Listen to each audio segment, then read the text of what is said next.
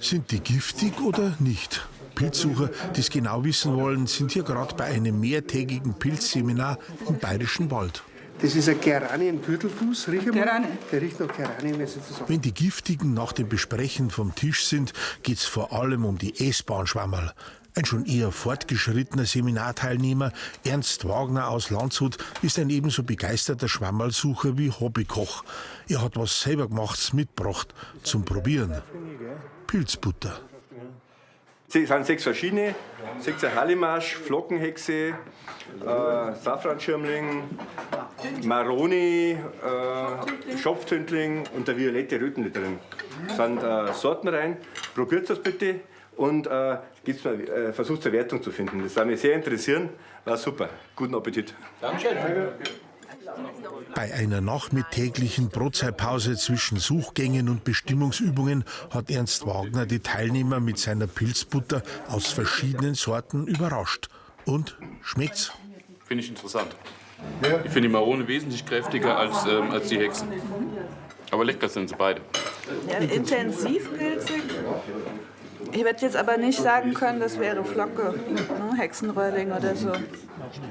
Wie so eine Pilzbutter hergestellt wird, Ernst Wagner wird mir es später zeigen. Auch wie man einen Pilzfleischsalat zubereitet. Jetzt wird aber erst einmal wieder ausgeschwärmt zum Schwammerlsuchen, denn ohne Schwammerl gibt's gar nichts. Der Ernst Wagner bräuchte als Schwammerlprofi eigentlich an keinem Seminar mehr teilnehmen. Aber ihm macht Spaß. Nicht mehr der Jüngste, aber für Pilzbutter super gut. Der Ernst ist Schwammerlsucher von Kindesbeinen an. Er kennt fast alle heimischen Arten. Ihm sollte man schon vertrauen. Das ist nichts für Pilzbutter. Nein. Na, bitte. Na. Keine Kostversuche, wenn man Schwammerl nicht kennt, heißt's. Den Samtfußkrempling kennt der Ernst Wagner gut, denn er nimmt ihn für seinen Pilzwurstsalat oder gar einen Fleischsalat her. Täublinge sind sicher sehr gut für die Pilzbutter. Schaut ja kerngesund. Super. Und da haben wir noch mehrere. Die sind zwar nicht mehr ganz so schön, aber die putzen wir gegen auch. Auch solche Scheidenstreiflinge sind geeignet für die Pilzbutter. Der Fund wird vor Ort schon fast küchenfertig hergerichtet. Der Wald soll im Wald bleiben, sagen die Schwammerlsucher. Das sind so Babys. Ja, Für Klumpfüßchen. Pilzbutter brauchen wir das. Nein, alles schön, aber wir brauchen Fleisch. Und wenn du das drückst, bleibt da fast nichts über. Ja, genau. Da schauen wir Pfifferling noch. Sind schon ein bisschen älter, aber Pfifferlinge sind auch ideal für Pilzbutter. Ja, da kommen Seminarteilnehmer, die anderen. Ah ja. Ja, Hat's was? Ui. ja sowas hätte ich auch gern gefunden. Kreis, Grut, Zitrus. Nein. Da ist der für eine Pilzbutter ganz gut, oder? Steinpilz ist super, traumschöner Pilz.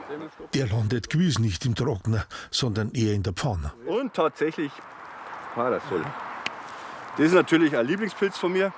Also das ist ganz gut für Pilzbutter, Parasol. Perfekt, ein ganz super nussiges Aroma. Nicht nur panieren, auch mal aufheben, Pilzbutter machen. Kostet auch im Endeffekt einen Hut in Stücke reißen auf den Trockner. Da braucht man nicht umeinander schnippeln, einfach abbrechen. Trocknet wunderbar. Schön, machen wir eine Pilzbutter. Wir sagen das nicht so. Zurück im Seminarraum, dem Nebenzimmer der Alten Post in Herzogsreuth, werden die Schwammerl fein geputzt und vorbereitet zum Trocknen, damit sie, haltbar gemacht, mit heimgenommen werden können. Für die Herstellung der Pilzbutter müssen auch die Parasolpilze getrocknet werden.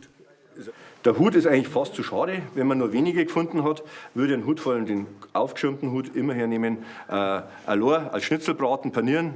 Aber ich kann natürlich einen Stiel, den ich sonst wegschmeißen muss, den kann ich, wegschmeißen? weil er hartfasig ist. Das bleibt ja dann zwischen die Zähne stecken. Das kann man nicht essen. Aber der Geschmack ist genauso. Also das, und wenn man den jetzt trocknet und fein malt, Pilzbutter draus macht, hast du den Geschmack drin.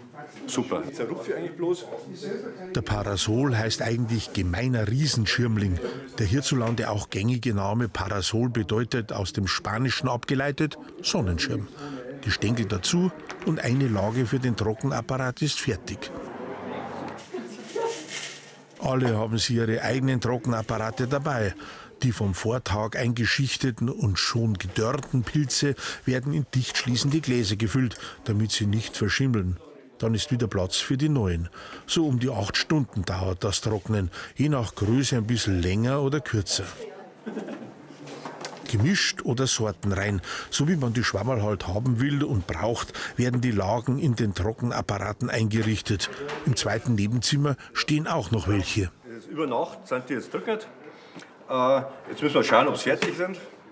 Da haben wir den Deckel runter.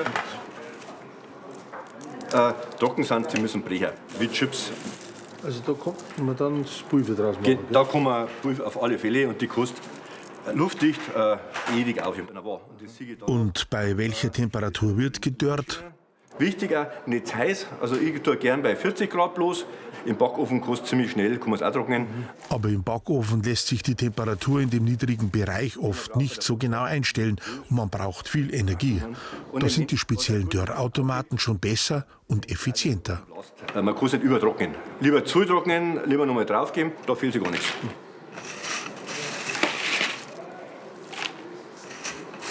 Ist schon traurig, wie wenig das wird, wenn du vorher gesehen hast, was das für ein Haufen war.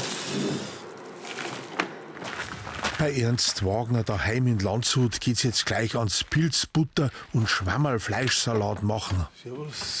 Servus, grüß dich. Schön, dass du da bist. In seiner Küche hat er die Schwammerl nachgetrocknet, weil sie offen und nicht abgefüllt ein bisschen weich, lätschert worden sind. Und? Knackt's? Naja, du machst eine sortenreine Pilzbutter, oder? Da ist alles so gemischt. Bei denen zumindest. Bei denen ist alles gemischt, genau. Aber da machen wir jetzt eine Sortenreine mit dem Parasol. Bei denen wäre es jetzt einfach, weil die können wir zerbröseln. Da brauche ich überhaupt gar kein zum Malen. Die drückt man 3. Das wird fein genug. Das wirst du jetzt natürlich mit denen nicht schaffen. Deswegen. Also noch immer mehr so. Du hast mal so ein Drittel von dem Ganzen. Das glaube ich aber nicht, dass du die so ganz mit den Fingern. Du.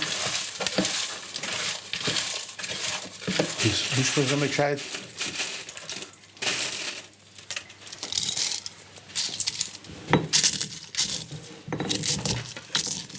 Ja. Mal schauen, wer es besser hinbringt.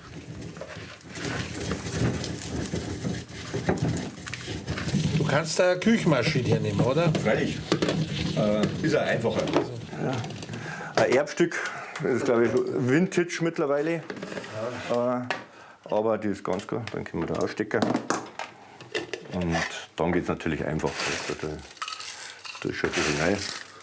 Wenn du es ganz fein haben willst. Wenn ich es ganz fein haben möchte oder mir einfach nicht so schinden möchte. Und dann.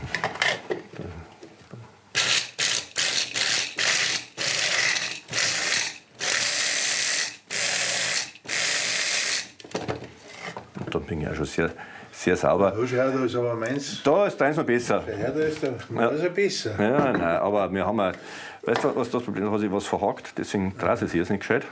Weg. Und. Zeigen wir da gleich, was da besser ist. Und dann habe ich, aber das ist mir eigentlich auch schon zu fein fast. Das ist. Für die Pilzbutter braucht man natürlich Butter, weiche am besten. Also, warum nimmst du so wenig her? Wir möchten im Endeffekt ja bloß die Pilze erhitzen. Das ist einmal das Wichtige, das eine. Und das andere ist, dass Pilz das Fett aufsaugt und die Flüssigkeit von der Butter. Das Erhitzen ist eigentlich das ganz Wichtige, weil man eigentlich, das weiß fast keiner, aber es gibt eigentlich nur ganz wenige, fast gar keine Schwammerl, die man roh essen kann. Innerhalb von 5 Minuten das Schwammerlpulver 2-3 Mal vorsichtig aufschäumen lassen, das reicht. Auf alle Fälle erhitzen, durcherhitzen, soll die Feuchtigkeit, aber es soll nicht rösten, weil sonst schmeckt alles irgendwann verbrennt und vorher schmeckt alles bloß nach Nuss irgendwie. Die gemischte und die reine Parasolbutter an der Farbe kann man sie gut auseinanderkennen. Die fettige Masse muss vor der Weiterverarbeitung abkühlen.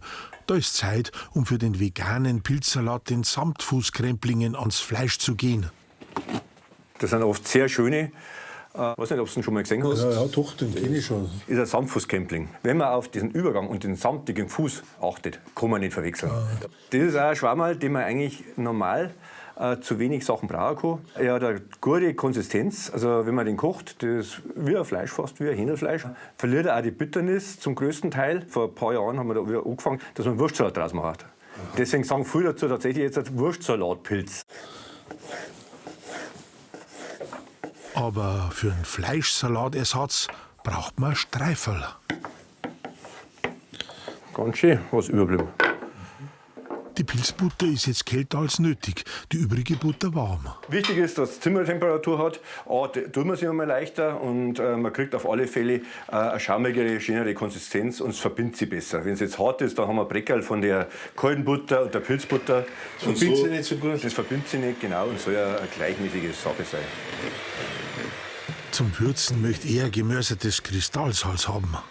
Ein bisschen Salz bitte. Schöne Prise. Wie viel brauchst Ja, ja, schon lange mal rein. Prise. Prise, ja, noch ein bisschen mehr rein.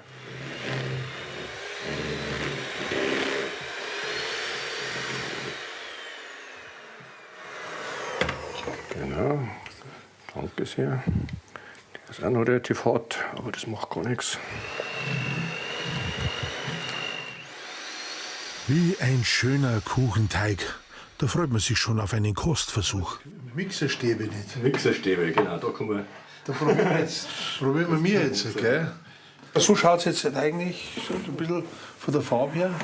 Ja, schon anders. Also der ist wesentlich Das ist ein heller. bisschen gelb und das ist ein bisschen bräunlicher, gell, oder dunkler. So, ihr probiert es auch, oder? Ja, dann probieren wir mal. Das riecht jetzt super. Das schmeckt auf jeden Fall Also schon sehr pilzig. intensiv, gell? Im Prinzip wie ein Kräuterbutter. Ja, voll nach Pilz.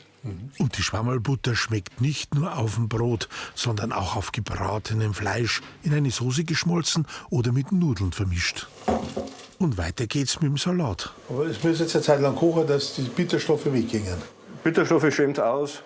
Vom Geschmack, also vom Biss natürlich wird es anders. Und wie wir schon gesagt haben, alle Schwammerl kehren eigentlich erhitzt, weil vielleicht ist irgendwas Giftiges, was Baufi macht. Also 10 Minuten sollten die Streiferl schon kochen. Das schaut schon aus wie ein Fleisch, ein bisschen, oder wie Wurst, gell? Jetzt fehlt noch die Mayonnaise. Ein Glasl mit dem Mixer. Dann brauchen wir für die Menge ungefähr 100 Milliliter Sojamilch, darf ein bisschen weniger sein. Ein kleiner Spuz Essig, einen Senf, einen mittelscharfen, einen guten Löffel. Und dann können wir schon ungefähr fast die doppelte Menge nochmal Öl dazu. Das habe ich auch im Fernsehen gesehen, aber das geht wirklich gut. Und machst unten und dann schaltest du ein Ei. Mayonnaise machen geht auch ohne Ei. Dann wird der Pilzsalat sogar vegan. Das ist neu, schaust schon, ja? Nach dem Abgießen müssen die Streifen vom Samtfußkrempling abkühlen. Zeit zum Herrichten der dritten Zutat. Jetzt brauchen wir bloß eine Gurken. Da mischen Ja, wir ist das ungefähr zusammen. dieselbe Menge, gell? Selbe Menge. So, schaut schon gut aus. Und jetzt schauen wir, wie viel Mayonnaise das wir brauchen. Aber ich glaube, Fleischsalat, der ist schon einiges drin sein. Dann schauen wir, ob noch Pfeffer und der Salz noch abgeht.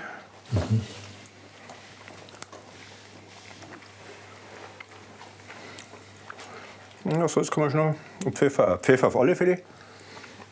Ja, ein bisschen Würz gehört noch. Aber von der Konsistenz Super. Super. Wie Fleischwurst. Ja, Pilzbutter machen und veganen Fleischsalat. Ich habe wieder was gelernt. Und übrigens, der Pilzsalat darf sich ruhig Fleischsalat nennen.